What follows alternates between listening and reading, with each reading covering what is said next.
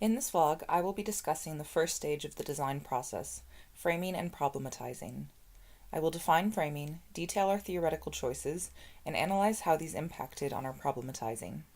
According to Schoen, frames come about when a certain perception of a problematic situation, a view, is combined with the adoption of a terminology and a way of reasoning that allows the framer to develop a set of possible actions.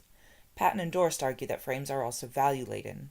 They write how each person's frame not only consists of a way of seeing or representing a situation, but is also suggestive of ways to move or interpret relative to this. They evoke particular outcome spaces.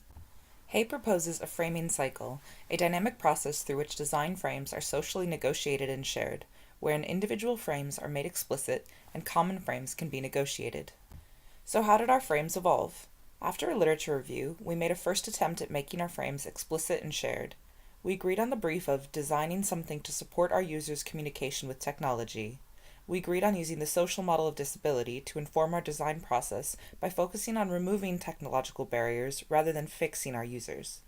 We also agreed to use user-centered design rather than participatory design. The benefits of user-centered design were that we were able to tackle the design brief without having direct access to our user group, and keep the user and their needs in the forefront of our minds throughout the process.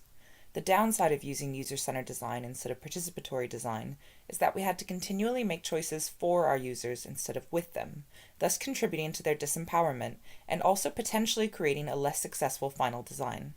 Although we had reached consensus on our theoretical underpinnings, some aspects of our individual frames remained implicit. During the stages that followed, these hidden values would be made explicit through conflict. Analyzing the data that we pulled from the user and proxy interviews and making design decisions based on that data repeatedly resulted in conflict.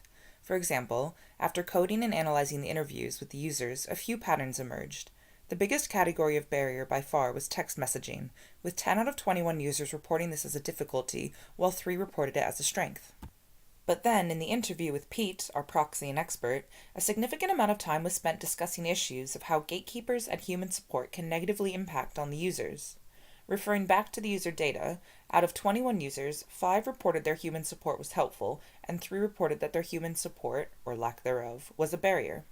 When it came time to decide which barrier we would focus on removing, there was conflict regarding the relative value of the somewhat shallow users' interview data versus the in-depth interview with Pete.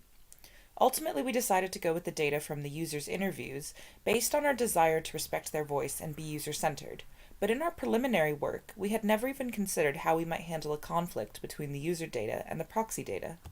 I hope in future design projects and group work I'm able to think more critically about the implicit frames at play and try to use Hay's cycle to come to a shared frame earlier in the process than we did. However, we maintained respect for each other throughout, and I appreciate the value of conflict in pushing people to innovate and be critical of their own values, assumptions, and frames.